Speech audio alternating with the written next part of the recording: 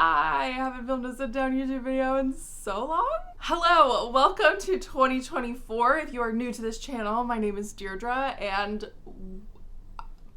new year, new content. Coming into this year, I really wanted to make an effort to come back to my YouTube channel, so here we are. How's everybody doing? I knew I didn't want to take a very big break after Vlogmas because then I wouldn't make content at all this year. So here we are. Today is January 5th that I'm filming. We are 5 days into the new year. I'm feeling pretty good, and we have a long video ahead of us. If you've read the title, I'm going through my 2023 reads. So I'm reacting to the 113 books that I read this year. I wanted to do a reaction and just give like first thoughts, maybe a synopsis if I can remember what the book was about, whether I liked it, whether I didn't like it. Things I'm leaving off of this are DNFs. I'm not going to talk about any of the books that I DNF'd in this video, and it's not going to be all 113. There are a handful of books that I read last year that I don't want to platform and I don't want to talk about, so I'm not. So I read 113 books this year. I think I'm talking about between 110 and 112 of them. I have some snacks here. I made some popcorn and threw some M&Ms into it because that is my current snack obsession. I also have my giant water bottle. We're staying hydrated in 2024, and I made myself a cup of tea because I need to get caffeinated. Without much else, I think we should just get right into the video. So the first book that I read last year was Can't Spell Treason Without Tea by Rebecca Thorne. I loved this book. I need to read the sequel. I actually can't believe that I didn't read the sequel. I read it when it was indie published. This is being published by Tor. If that's not right, I'll pop it up on the screen who is publishing them. I had been in a very cozy fantasy mood coming into 2023, and I feel like this really set the tone for the style of fantasies that I wanted to be reading, even though I did read quite a few high fantasies and like epic fantasies last year as well. I loved the cozy nature of this. I also loved the stakes in this book. So I loved this book. The camera angles might change slightly between clips because I'm simultaneously filming a TikTok version of this, and I only have one camera, so I'm like flipping it different ways because that's what works for me, and maybe I'll find a different way to do this as I create content this year.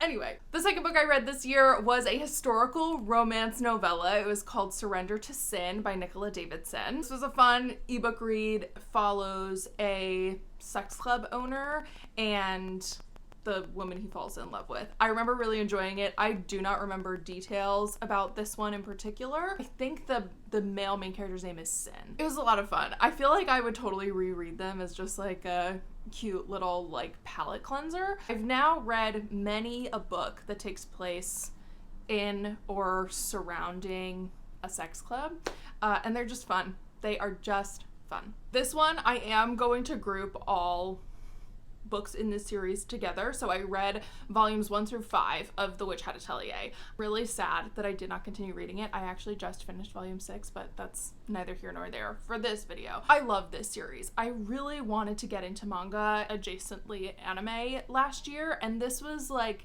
stepping my toe into it, and I'm ready. I am ready to dive in. I love it. I love that one volume could be just as much learning as possible and like 1 or 2 tough conversations, and then another one is so much action, you're kind of on the edge of your seat, and then the next one you're like back to a kind of cozy, comforting feeling.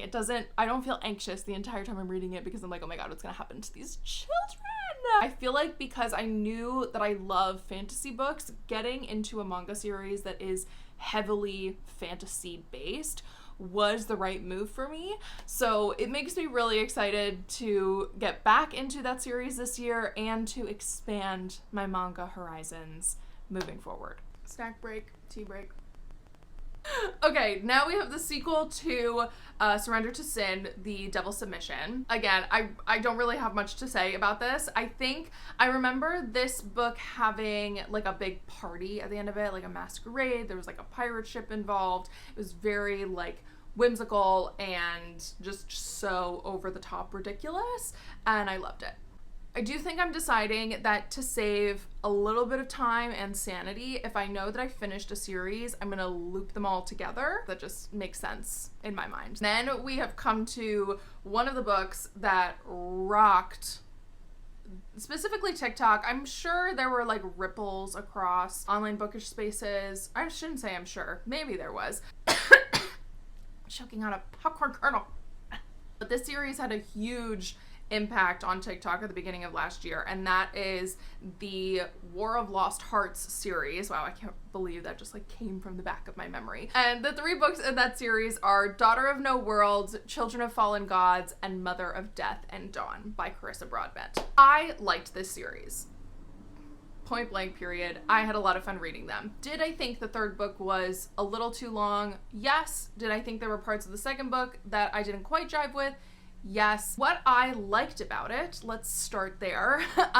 It is a romance fantasy. I felt like, at least at the beginning, the balance of having a fantasy plot and a romance plot blended really well. The romance was a true slow burn in the 1st book. It took forever for us to get any sort of romance happening, which I love. I had a lot of fun.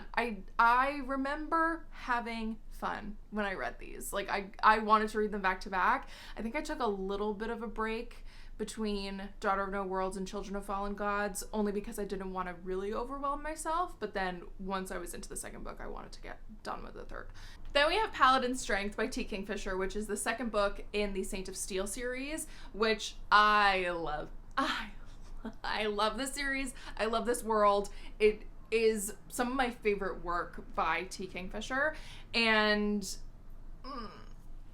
I ate it up. I ate it up. So the thing that T. Kingfisher does is she's able to take this pretty dark subject matter, right? Like having a creature that's out there decapitating heads and sort of leaving the heads around, dark.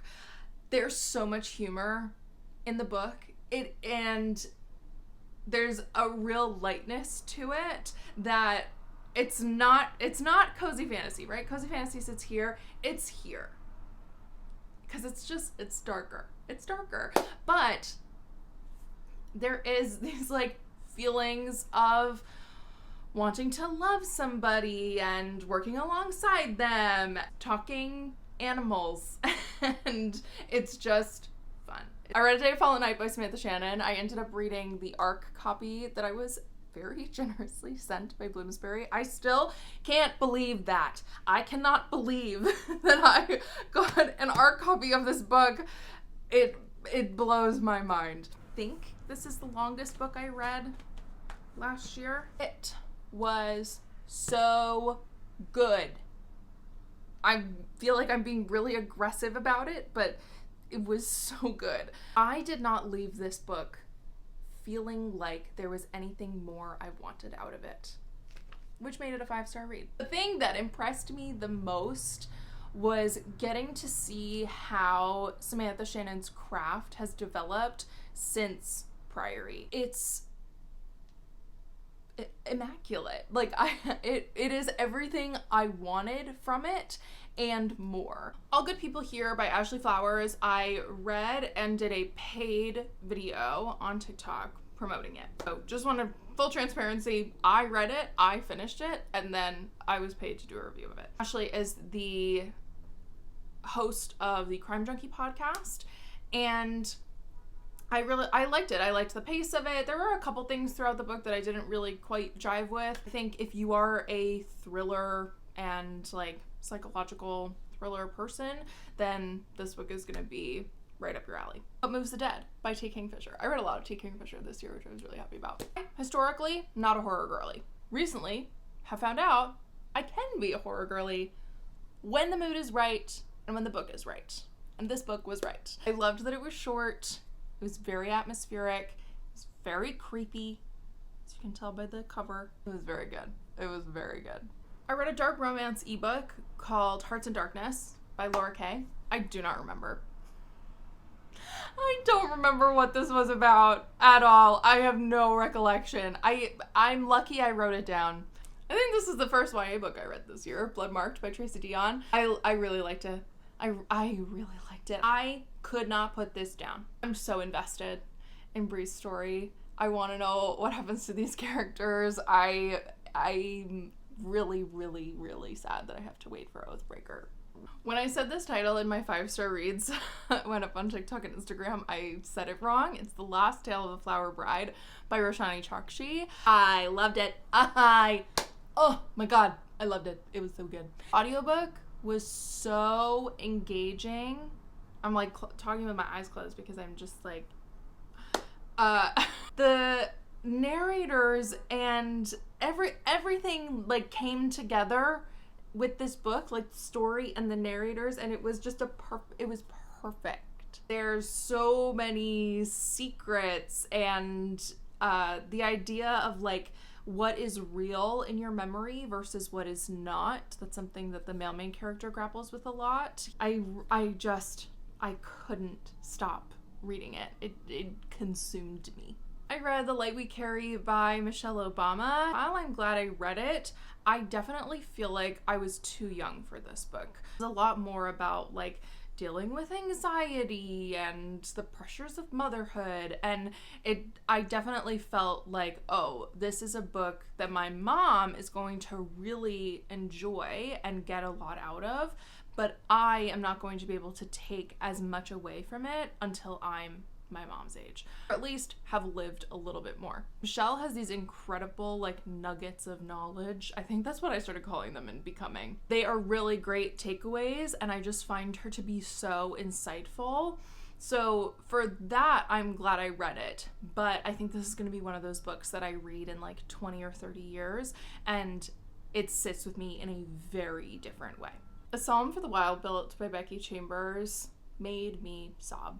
This book just struck so many chords. I think it kind of came into my life at the right time. We have another series. I have 2 books in the series. I read it backwards. This is Nisha Sharma's YA series. It started with My So-Called Bollywood Life, which I do still need to read. Karma Map came out last year, and so I read that, and then I went back and read Radha and Jay's Recipe for Romance, and these books are so fun. I loved them. I really loved them. Mask of Shadows by Lindsay Miller. I remember really liking this book. I think it was a YA book about assassins. Okay, here we go. One of the Queen's assassins died, and they needed to replace that assassin. So they were having a competition to replace the one assassin to join the assassin's team. I remember really liking this. And then being so disappointed by the second book. So much so that I DNF'd it. It was fast-paced, it had really good banter in it, and I liked it. We've got a graphic novel, Across a Field of Starlight by Blue Delaquanti. I really liked this book. One of the characters is like, their family's in the resistance, kind of, where the other one is a little bit more conforming, and they have some tension in their relationship because of it. That is really upsetting. My light just died. Oh my god. Okay, so that's fun. I'm gonna have to charge this and then keep filming when it's charged. Hey. We're back with light. It's crazy how much this little thing does. Across the Field of Starlight. I don't know where we're gonna put it on the screen. Yes, I remember liking it. It made me feel really warm and fuzzy, and I would recommend it. Then we have Nimona, which was another graphic novel, and I loved this. I do still need to watch the show. I think they made it a show on Netflix. I loved it. It's about Nimona, who wants to be the villain's assistant. She walks up to his big bad lair and is like, hey, I want to be your assistant. And he's like, what are your qualifications? And then she transforms to just, it's really lovely. It's really quite lovely. Then I read A Taste of Golden Iron, and I am really glad I read this. So the structure of the world this takes place in is interesting because the queen doesn't need to take a king. She can appoint somebody to be what they call the body father, and that's so that the queen can have an heir. They're basically in the midst of deciding who the body father is going to be, and the brother of the queen is undergoing a lot of difficulties, and among those is that he is appointed this new bodyguard, and there are people that are against him. There are political forces at play. What I was not expecting about this book is political intrigue. It is a highly political book. Everything is about the political moves of the people around the prince and how he doesn't want to be involved in the political machinations. Wow, did I use that word right? I think I did. I think that's the first time I've ever used that word in a sentence, and that was really exciting. He doesn't care about political motivations, even though he should, and that's sort of something he comes to terms with over the course of this book. And there is, as you can tell by the cover, potentially a relationship that evolves between him and his bodyguard. It was a great slow burn. It was slow. It's a thick book, and it was delicious. I did read another manga last year besides The Witch Hat Atelier, and that is Boys Run the Riot. I only read the first volume in this because it didn't feel like something that was for me or really catered to my tastes. I am glad that I read it. It is about a trans boy who is coming to terms with how to be in high school and his community. There's also another person that kind of comes into his life, and the two of them end up starting a clothing brand together. It's really driven by like thoughts of belonging and community and finding your people and how to express yourself and expression through clothing. I think for the right person, this is going to be amazing. It just wasn't for me. We have another T. Kingfisher book, Sword Heart. This actually takes place before the Saint of Steel series. In the world of the T. Kingfisher books, there is the Clockwork Boys duology, Sword Heart, which is a standalone, and then the Saint of Steel series. So I had already read most of the Saint of Steel series and then went back to Sword Heart. I did not feel like I had really spoiled myself or anything. It is a standalone story, and what she does really well is gives you context where you need it to be able to read these books, but I didn't have to have read Clockwork Boys before reading Sword Heart, which I loved. Sword Heart and the Saint of Steel series is fantasy romance. I don't think I said that when I was talking about Paladin Strength. The main character is Hala, and she is dealing with the death of a family member who she has been living with, and other family members coming in and stepping on her toes. And she finally has had enough. She's been like locked in a room. She takes this sword off the wall, and turns out that the sword has been housing a person for who knows how long. And this man pops out and he's like, I will defend you. And she's like, what is going on? And then the two of them set off on an adventure together. It is so whimsical and silly and fun, but also heartfelt and kind of serious, but like not really. And it was just a damn good time. I kept a little romance moment and I read The Stand-In by Lily Chu, and I wanted to like this book, but it went nowhere for me. It's about a girl who's like pretty normal and then an actress, and they both end up, I think it takes place in Toronto, they both end up around the same place at the same time, and people keep saying she looks like this actress, and the actress ends up approaching her and offers her a position to stand in for her at a bunch of events so that she can really focus on doing a serious play that she's in town to do. Her co-star then has to spend time with the stand-in, and there's butting of heads there. So it had all the elements of something I thought I was going to enjoy, and it it just kind of like fizzled. I finished the Winter Night trilogy by Catherine Arden, so I read The Girl in the Tower and The Winter of the Witch.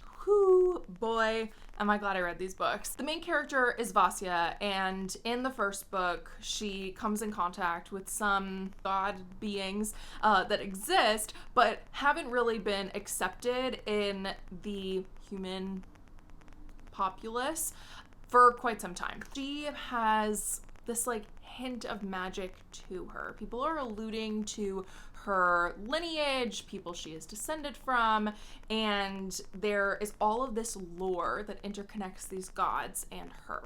And so the second and third book brings us onto a larger scale of the world that it's taking place in.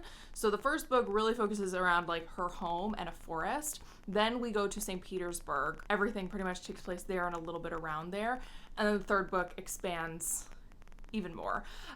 There's really fascinating elements of magic. There's this priest that is like obsessed with her and will not accept that he is a human with temptation who is like looking at this young, he has watched her grow up and has had these thoughts and feelings for this young girl and cannot accept that he is at fault, and he has full control over his thoughts and opinions and is convinced that she has bewitched him, because obviously that's what all young girls do to priests. And there's this element of religion versus the older ways. Is a big like government battle happening between the royalty of St. Petersburg versus the sort of pagan populace that still kind of exists. And it was just, I really liked it. I didn't like the second book as much as I liked the first and third, but I'm really glad that I read this series. I have no idea how to talk about Goliath by Tochi Onibuki. Have no idea how to talk about this book because it sits in the same place in my brain as the fifth season, where it's like sci-fi fantasy, kind of post-apocalyptic, and it takes place over the course of multiple points of view. And it's one of those books where I'm like, I want to tell you to read it, but I can't tell you what it's about. All I can tell you is that I really freaking enjoyed it, and I would read it again. Then I read Happy Place by Emily Henry, and this book, like, as I think back on it, I'm like, I have no thoughts. I remember when I finished it, it sat around the same place, if not a little above, People We Meet on Vacation for me. So it's one of my lesser favorites of hers. I don't even know if I wanted more out of this book or if I'm just like, it's okay. It's just okay. I think this is my last graphic novel for the year, Other Ever Afters by Melanie Gilman. This is like reimaginings of fairy tales, specifically through queer lenses. Every chapter is a different fairy tale, so it's like an anthology basically. It was okay. I wasn't totally swept away by it. There were certain stories that I feel like I really enjoyed, but it was one of those books where it was nice to read and I just kind of moved on. I read some heavy hitter fantasy books last year, and this was one of them, The Rage of Dragons by Evan Winter. Oh my god. I remember finishing this book and having to pause reading the second because the third one, I don't know what I think about what's happening with the third one. I have no idea. But I wanted to wait because I was like, I can't get more invested in this series and then be disappointed. I just can't. I can't do it. The main center point of this book is war and how people are trained for that war based on where they sort of fall in the world. And our main character's entire motivation is rage. Burn it all down.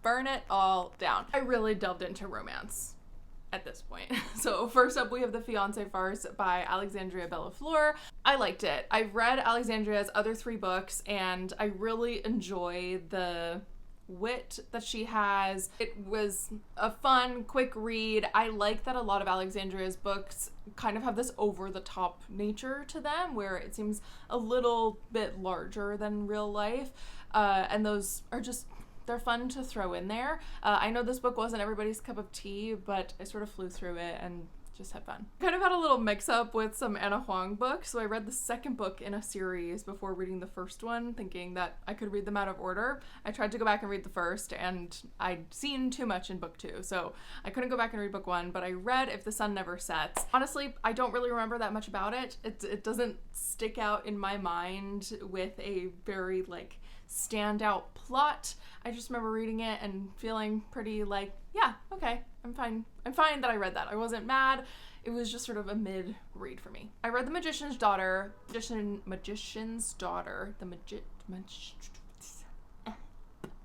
and I read The Magician's Daughter by H.G. Parry.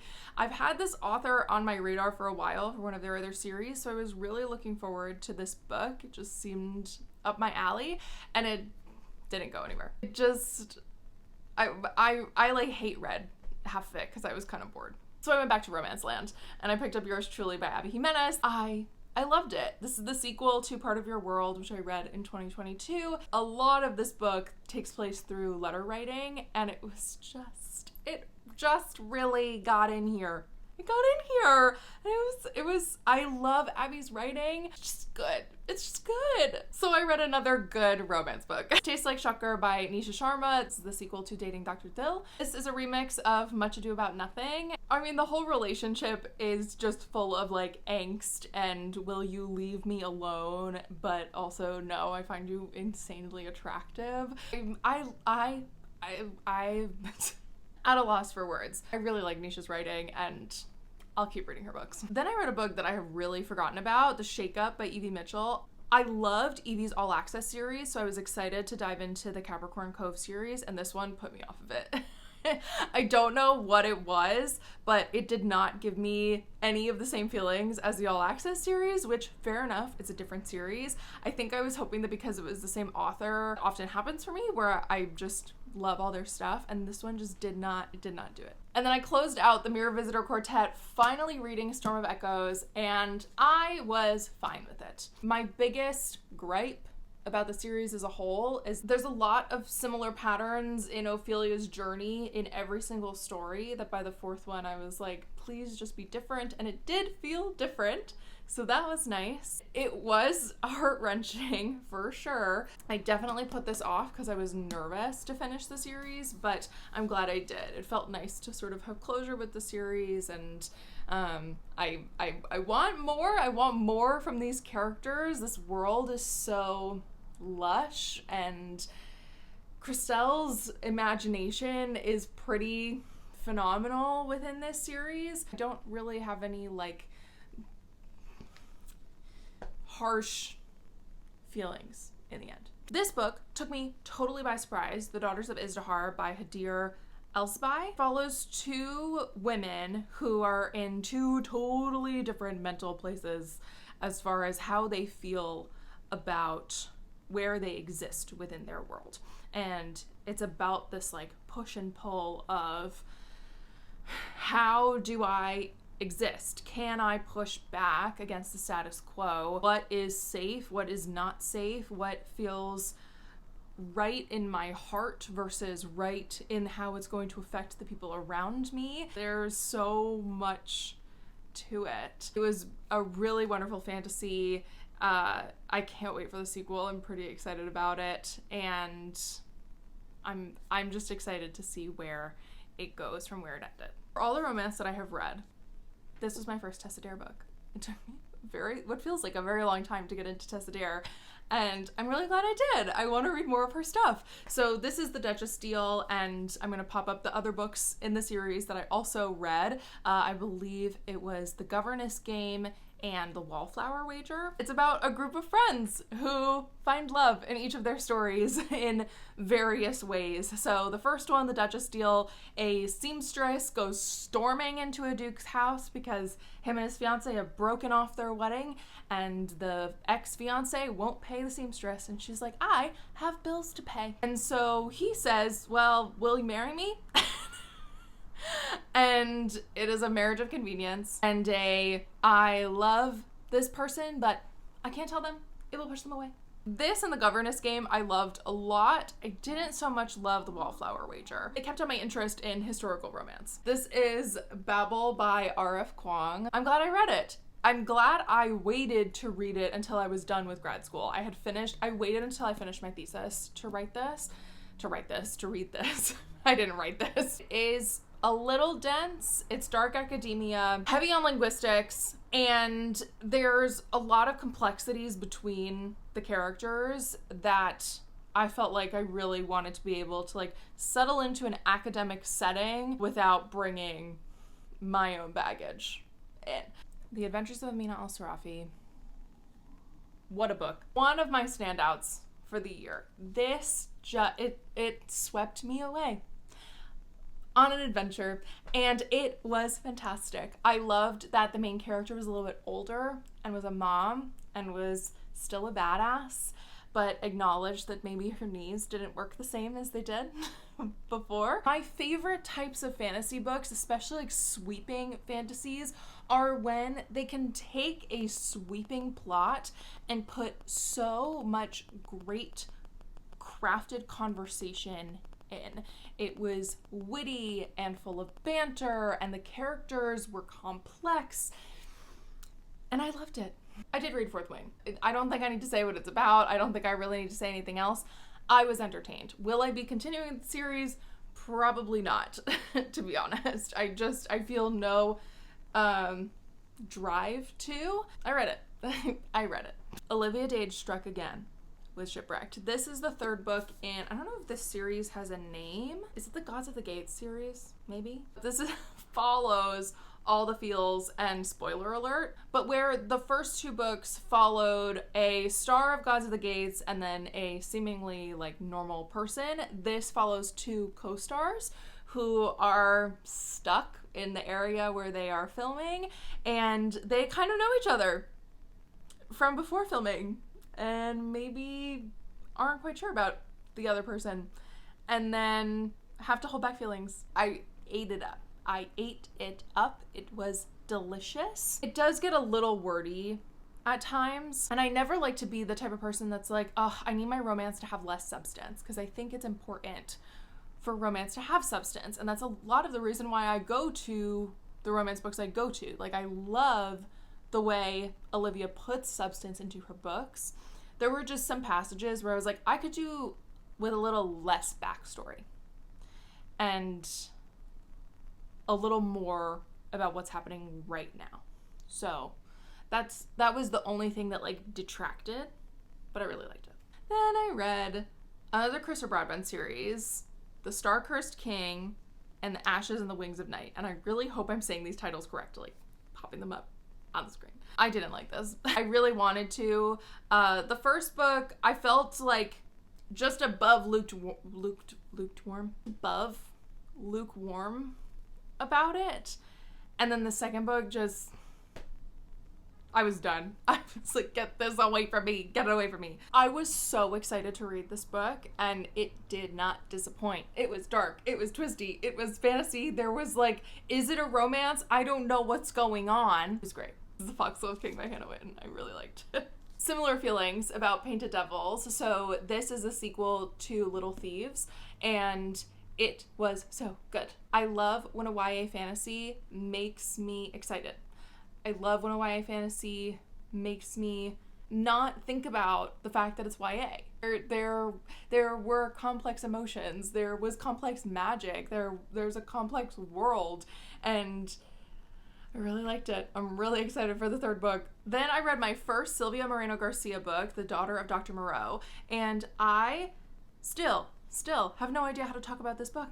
I have no idea. I felt like for the majority of the book, I was trying to get a grasp on the story and like wrap my mind around the bigger sort of like mind-bendy things, that I wasn't really able to let the rest of the story sort of wash over me. It feels like one of those books that I might actually enjoy it more the second time I read it. So we'll see. I might go back and reread it at some point. Definitely want to read more of Sylvia's writing. I found her writing to be really immersive and lush, and she has so many books that I want to read. Then we went for something light and fun, Bedazzled by Ryan LaSala. This is about a teenage boy who is finding footing in cosplay and finding his place.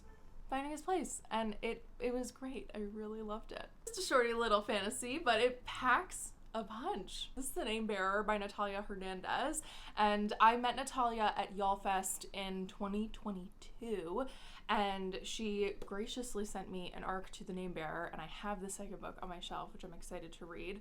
This world is so expansive. There are so many moving parts in this book that I actually couldn't believe how much she fit into this little thing, and it was great. So the name bearer is a girl this time. It's a title bestowed to a child, and they keep that title until a new heir to the throne is born, and then they go to these flowers of prophecy and they tell the name bearer the name bearer delivers the name, and then they are retired from being the name bearer. However, that is their sole identity. They have to leave their family, they have to leave their whatever identity they had before they came to the palace, and when they leave, they're obviously comfortable, but they really don't have anything to themselves. So we meet the name bearer, and she goes to the flowers because her time has come, and they say, you are not getting a name. You're not getting a name. You actually have to go find the real prince. I'm really excited to see what the second book holds. More historical romance. An island princess starts a scandal, and a Caribbean heiress in Paris. I really liked these. I love when a historical book takes a core piece of it from actual history. I am a historian. It comes with the territory. It makes reading these historical fictions much more exciting especially when at the end of the book, I think both of these books came with a little author's note that goes into their research and what inspired them and the pieces of it that are based on reality. A part of my own research is shining light on stories that have been left in the shadows, and that is what these books do as well. It highlights people that have been really left out of the main parts of our history and have existed on the sidelines but deserve their spot. I read A Strange and Stubborn Endurance by Foz Meadows. It carries a lot of weight. I really don't remember the plot that much. I just remember that one of the main characters is like so steadfast in existing. There are some hefty content warnings for this book, the main one being self-harm and suicide and suicidal ideation. And one of the main characters deals with this quite a bit in the book. So that really is the main focus of it, and I haven't read a book with that in quite a long time. So it was difficult in some respects, but I remember in the end just feeling really like I just wanted to hold it in my heart. And then I followed that up with one of my favorite books of the year, Darkwater Daughter by H.M. Long. There are not enough words for me to describe this book. Like, that's my reaction. It is just phenomenal. It follows a storm singer and her journey to trying to find her mother, people hunting her, and the world that she didn't know existed, how she fits into it. And I'm so excited for the sequel. And then I read a book that is a complete mind bender, and that is Hell Followed With Us. This is a psychological thriller which I feel like I knew that going into it, but I remember it kept coming in on my Libby app, but I was like in the middle of a million books every time, so I kept putting it off. That by the time I read it, I feel like I forgot the synopsis of it. It's about I think it's a boy, I believe it's a boy, who is trying to flee from a place that has been overrun by hateful people. And he ends up coming in contact with resistance people, and there's all this like religious trauma and reconciliation with your loved ones and wanting better for yourself. It was hefty. It was hefty. And then I finally made it to the beginning of this universe with T. Kingfisher, with Clockwork Boys and the Wonder Engine, which I enjoyed. I liked Clockwork Boys more than the Wonder Engine. It's where everything starts that sort of catalysts a lot of events that play out in Swordheart and the Saint of Steel series. It's very found family adventure. I loved it. I did really like it. I remember I finished the Wonder Engine and I was like, that was not as good as some of the other books within this trajectory, but I liked them. I wanted to go on a little like mermaid journey, so I read The Tide That Binds Us. I don't remember a single thing about this book. I'm gonna follow that up with another book that I don't really remember. It's called The Sea Witch. This is a Little Mermaid retelling in that it's the origin story of the Sea Witch. And I felt pretty meh when I finished it. But then I read a mermaid book that has really stuck with me, and it is The Deep by Rivers Solomon. I highly recommend the audiobook, narrated by David Diggs. It was fantastic. And this is about merpeople that are the descendants of African slaves that were being brought to the United States, specifically pregnant women who were thrown overboard. They dedicate one person to carrying the collective memory of their people because it is too painful for all of them to carry their history with them. And we follow the story of this one mer person who is really struggling with the memories that they are holding. And they have this ceremony where every couple of years that person shares the memories with the entire community because they can't forget. That's the whole thing.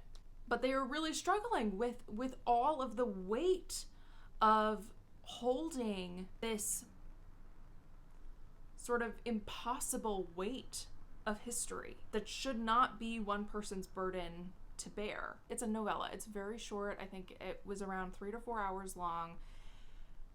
And it was one of those audiobooks where I just like sat and listened to it and let it really wash over me. And it was really impactful. The Kiss Quotient and the Bride Test by Helen Huang. I really liked The Kiss Quotient. I'm glad I read it. People have been telling me to read it for years. I didn't like The Bride Test. I did not like it as much as The Kiss Quotient. The Kiss Quotient was a lot of fun, and The Bride Test was kind of meh.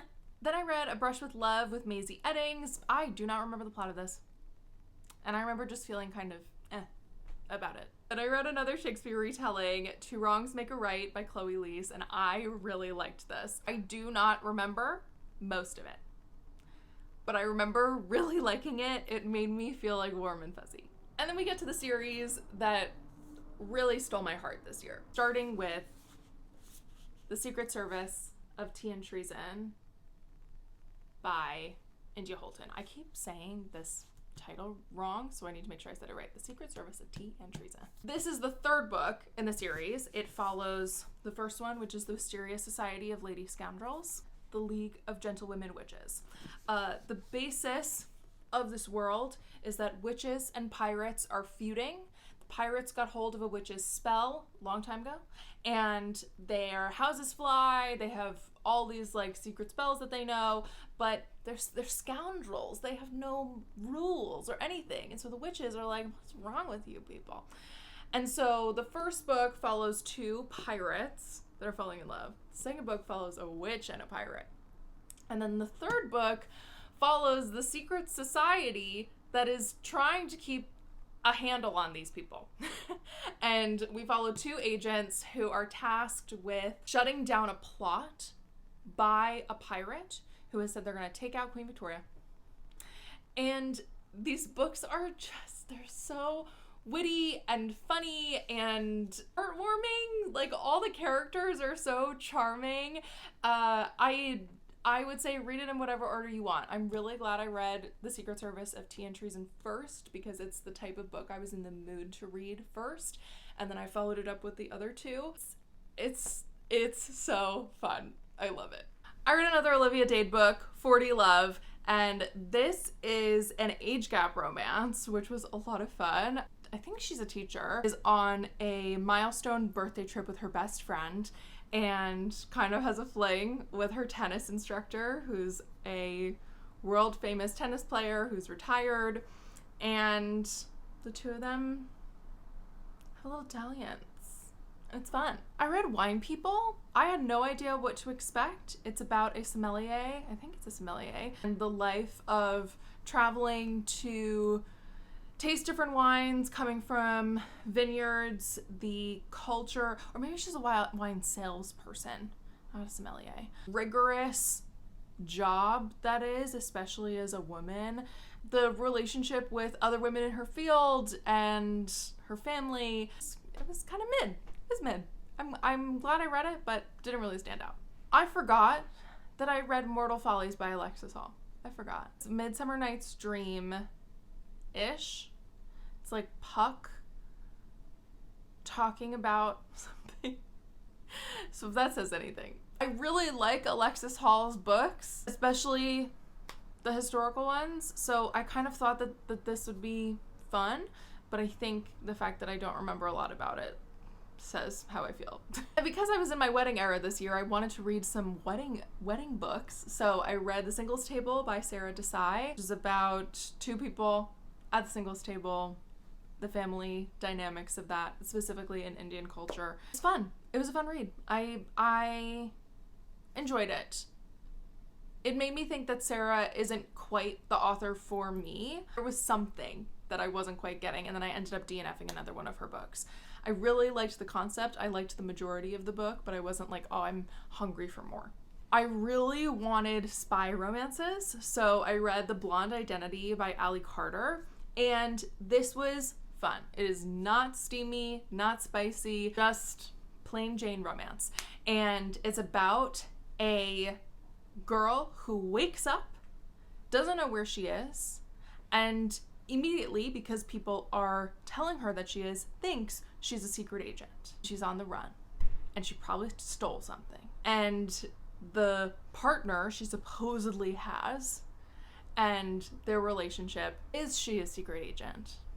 Does she have amnesia? It was fun. And then I read Business or Pleasure by Rachel Lynn Solomon. This is a ghostwriter who has a one-night stand with a man, and then the next day her agent is like, you gotta get to this lunch. Shows up at the lunch, and who is there wanting her to ghostwrite his book? Her one-night stand. It was kind of silly. It was kind of heartfelt. I read it and I liked it. Tress of the Emerald Sea by Brandon Sanderson brought me back into fantasy for the fall. I really liked it. It's about a girl who grows up in a community that is basically on a rock.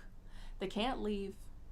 And then she's falling in love with a boy, and then he gets sent away to go marry somebody else, and then he doesn't come back until she goes to find him. And it's inspired by Buttercup from The Princess Bride. It's my first Brandon Sanderson book, and I'm glad I read it. It was really enjoyable. Probably one of my top 5 romances, top 5, top 7 romances of the year, The Art of Scandal by Regina Black. This is another age gap romance about a politician's wife who finds out he's been cheating on her, but then gets like strong-armed into staying in this relationship because of his political career. But she has really lost herself and her identity in the career of being his wife. And so it's about her finding her passions again, and through that igniting a relationship with a younger man who is an artist. It took me a little bit to get into it. I almost DNF'd it. So it's one I would definitely reread to see how I feel about it again. After what feels like years of people telling me to read this series, I finally started it. I read A Discovery of Witches by Deborah Harkness. I blazed through the audiobook. The second one just came in on my Libby today, which I'm very excited about. It definitely felt rushed. It felt like she tried to fit a lot into this, and it maybe could have been scaled back, or it needed to be scaled up. There were places where I felt like I missed information. So then I read Yes and I Love You by Ronnie Lauren. This is a romance book that centers improv, and it was fine. I liked the beginning of it, but then it kind of lost me in the end, is where I landed. Okay, so this video is taking me considerably longer than I thought it was going to film, which thus is impacting the lighting situation. So I'm gonna stop here for today. I'm gonna come back, maybe in the same outfit, maybe not, tomorrow, and finish filming. We're back. We're gonna finish this up. Before finishing filming this video, I had to film I wanted to film the TikTok version. And while I was doing that, I realized that there is a book that I completely left out, and it's not on my list, but I have the image of it and I know I read it. And that is Six Deaths of the Saint by Alex E. Harrow.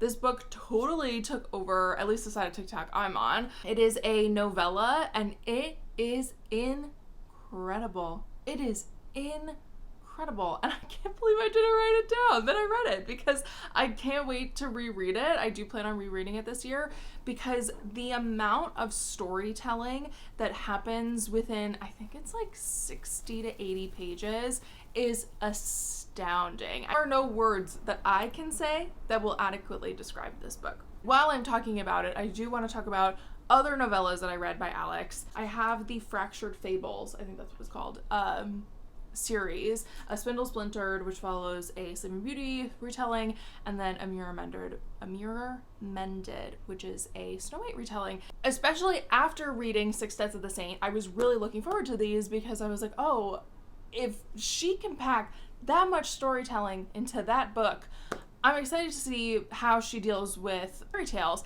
and I was kind of disappointed. I don't know if it's because these are retellings, if at the center of the story is this contemporary person who is being sort of transported into these fairy tales, or what it really was about them, but these kind of left me disappointed, and I was like, oh man, I wish I'd read Six of the Saint again instead, to be honest. Queens of Morai, which was another sponsored book, so I was sent this to read to then do a paid video on it. I did finish it and I gave my honest opinion about it, and it was good. It was like good okay. I wanted more out of the writing, and I wanted a little bit more clarity from the story. There were elements of it that really got me jazzed. I really liked sort of the darkness and the, I don't think viscerality is a word, but I liked how visceral a lot of the intentions behind character actions were. Something that really excites me in sort of darker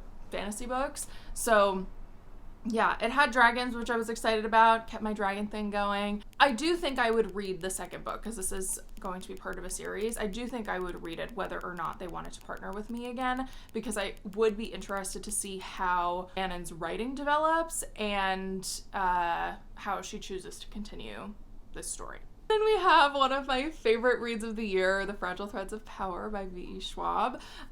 This is a continuation of the Shades of Magic trilogy. I'm very content with this story. And I listened to the audiobook of Vampires of El Norte by Isabel Cañas, and I was blown away by this book. It is sort of speculative fiction, a little bit horror, a lot of it romance, and follows these childhood friends to lovers as they get separated by a event that leaves one of them thinking the other is dead, and the other one thinking the other abandoned them. That was a lot. And they realize they are both alive, and both of them have to reconcile with the feelings that they have been harboring, resentment and relief and want. And in the midst of all that, like, that's the center point. The place where they live and where they grew up is at risk of being overrun by settlers and these sort of monstrous creatures that people aren't really sure whether to believe in or not. And it was really exciting.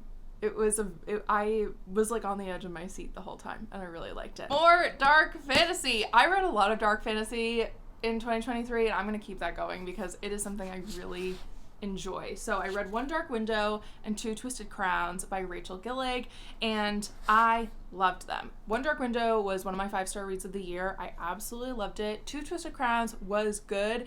It wasn't quite 5 stars for me. There were a couple of pieces of the story in that I wanted more out of it, so it was 4 stars. I love me a duology. I love when a story can be contained but also feel expansive. Like, so much happened between these 2 books, between the plot, what happened between the characters, the emotions that were explored.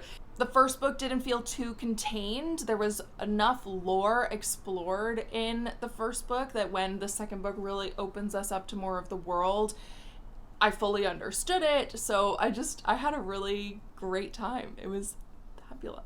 A Study in Drowning was one of my other 5-star reads of the year. I absolutely loved this. I am a big fan of Ava Reed's writing. Amidst this like impending doom and a creepy house, there's also a really lovely little romance, and it was so fun. So this is one of my most emotional reads of the year, right next to The Deep. Minor Detail by Adanya Shibley. If you are somebody that is tuned into the book world and haven't heard about this book, I would be surprised. One of the most impactful books I've ever read, ever. There's like all the books I read, and then there's this subsection of books that open up my worldview, open up my perspective, make me a more empathetic person, and this book is in that section of books. We follow 2 Palestinian girls at 2 different times. So I think the events take place 25 years apart from each other. First part of the book, we're actually following an Israeli soldier as he is going about his day, finds this girl, and as soldiers in foreign places want to do, takes advantage of her, and she is killed. After this event, it's like a singular event, wraps up, we are then transported to the future, and we meet another Palestinian girl who is reading about this event and wants to know more about it. And in her perspective, we are shown where she can travel to within her country, risks she has to take to be able to do journalistic research, this feeling of connection to someone she has never met but feels so intrinsically tied to because of a minor detail being that her birthday intersects with this death day for this girl. I absolutely recommend this book. It is a feat of storytelling in a matter of pages. Enchanted to Meet You by Meg Cabot. This book was just okay. It's a contemporary magical romance. I wanted more out of it. I remember loving Meg's writing when I was in high school and reading The Princess Diaries, so I couldn't wait to see what she was putting out in 2023, and it was a mid-romance for me. It didn't really spark any bits of excitement. It was a little disappointed. Icebreaker and Wildfire. I feel like I could not get away from Icebreaker last year. I was like, you know what? It's finally time. I'm ready. I'm ready for just a steamy, no thoughts, just vibes book, and that is what I got. So I listened to them both on audio. I liked the first book more. I also think that had to do with the audiobook narrators. I didn't love the way the male audiobook narrator in the second book chose to intonate. There were a lot of choices given specifically to a lot of the male characters that I really didn't jive with, especially because they were in total contrast to the choices that the male narrator had made in the first book. Listening to them back to back, it was very clear that they were not the same narrator and they were making very different character choices. And then because I couldn't get enough, I had to go straight to monster romance. So I went into Deceived by the Gargoyles by Lillian Lark. One of my friends has been asking me to read this for a long time. I'm really glad I did. It was a fun, steamy, poly romance with gargoyles. And it was great. That's all I have to say. The Witches of New York by Amy McKay. I found out that the audiobook is narrated by Julia Whalen, who is one of my favorite audiobook narrators, so I picked it up. Very exciting. And I'm really glad I did. It is magical, whimsical, dark, and takes place in New York in Victorian era, which I love. We get to follow these three, I'll call them witches, and they are working in a tea shop downtown. There are some religious forces at play and a demon who is influencing them, trying to get these witches sort of kicked out and make a spectacle of them. And it gave me very similar feelings to The Invisible Life of Addie LaRue. I feel like if you like those types of stories that are a little bit quieter and still have action moments but really are more character focused, you would enjoy this book. And then I made it my mission to listen to Britney Spears' memoir. It was phenomenal. Michelle Williams narrates it. It's told in chronological order of her life, but there were still moments where I was like, for as much as you are revealing, there is absolutely stuff you are not. And the stuff you are not saying feels louder. I wanted to shake things up, read a little novella. I read Trick Shot, and it was fine. It was just fine. It's really just smut. That's all it is. The crux of it is that one of the male main characters meets this girl at an airport and she thinks he's his famous brother. And instead of coming clean, like pretty early into their conversation, especially when things start moving forward, he waits until like the next day when she's already figured it out, and that just kind of rubbed me the wrong way. And then I went back to Cozy Fantasyland with Bookshops and Bone Dust by Travis Baldree. If you haven't heard of Legends and Lattes, I would be a little surprised, but not totally. This is the prequel to Legends and Lattes, and it's it's actually one of the only prequels where I would say read Legends and Lattes first. And so in Legends and Lattes, we get introduced to Viv, who is an orc who has been, off doing orc things, being a total badass with a sword, and she wants to settle down for a quiet life. But we flash back to this time in her life where she is ready to be that badass with a sword, but she gets injured and she has to sit out and assess where her life is at. And as part of that, she gets introduced to the wonderful world of books.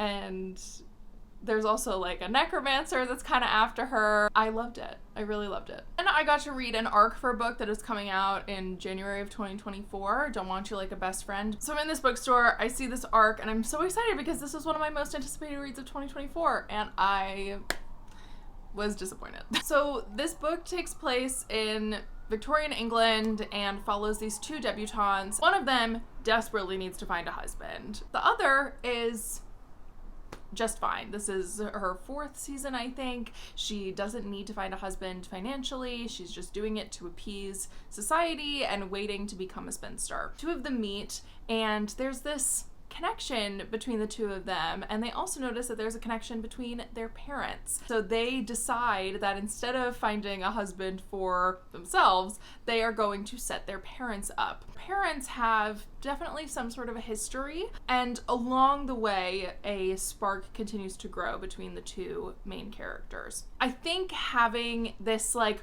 our parents are falling in love, but so are we, felt a little weird at times. As much as I was like, yeah, let's set these parents up, it didn't have that same feeling of the Parent Trap where you're rooting for those parents, because you also in the back of your head know you're supposed to be rooting for these two main characters, and their romance really fell by the wayside, that by the end I felt no investment into their relationship.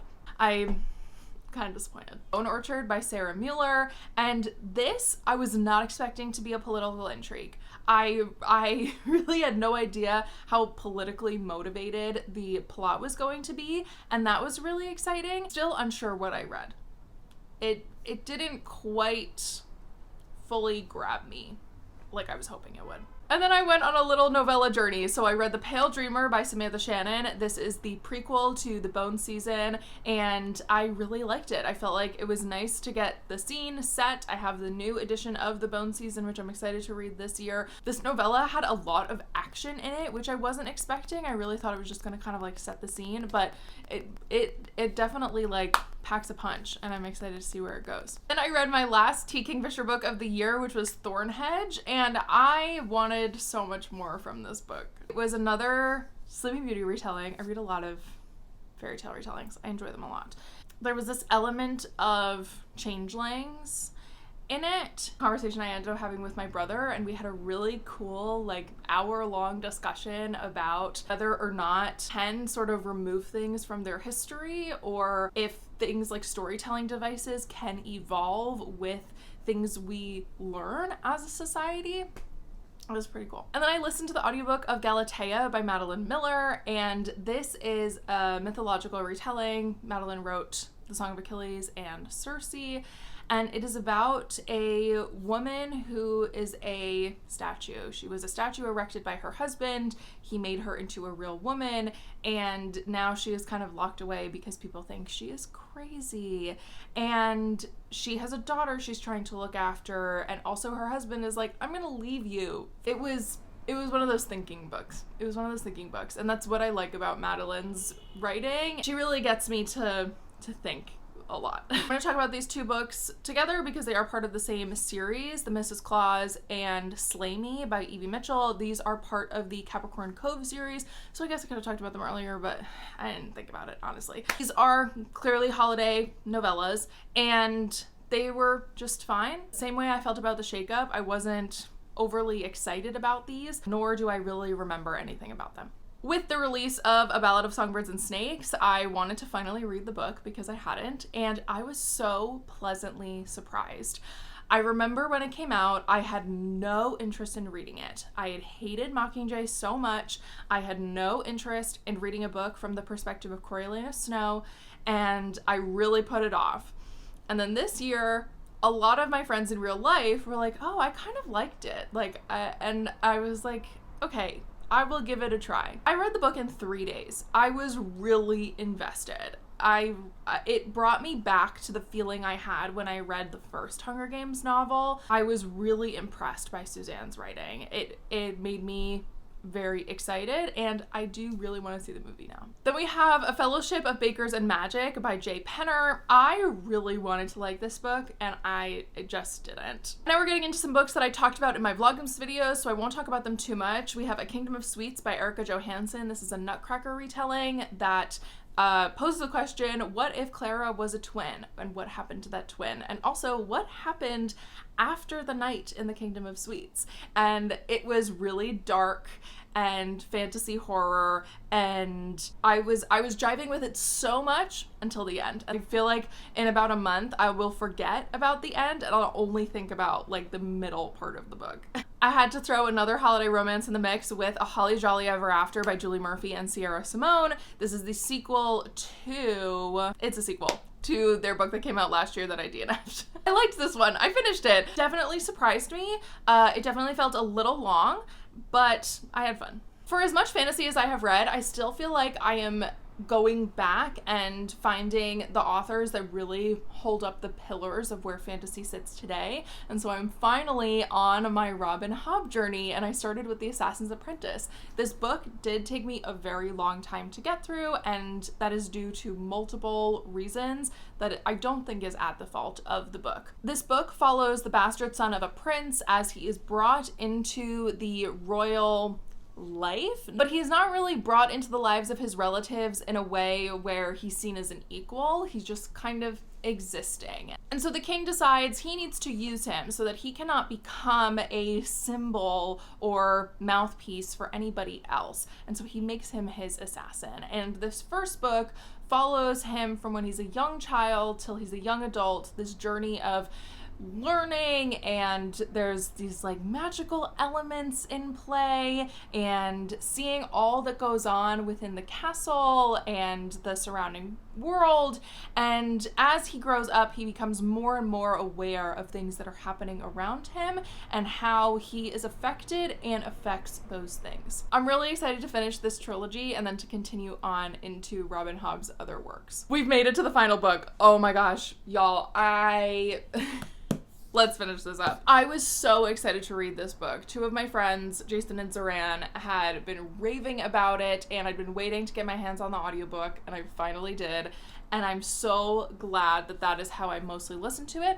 I do think if I'm going to go back and read it, I want to take it a little bit slower and listen while I read with my eyeballs. This book sits in the same place as Goliath and the Broken Earth trilogy in the way the storytelling unfolds. It is very hard to tell people what this book is about, and I kind of love it because of that. This video is going to be so long. I already knew this based off of my reading stats, which is going to be a separate video. I had a very mid year. There are not a ton of standout books. I would say out of the 113 books I read, there are probably 20 to 25 that stand out to me, which is okay. I think I would like that number to be higher. I would like to be more excited about the books that I'm reading, and I'd like to remember more about the books that I read. That also was very apparent in this video, is that I do not remember a lot.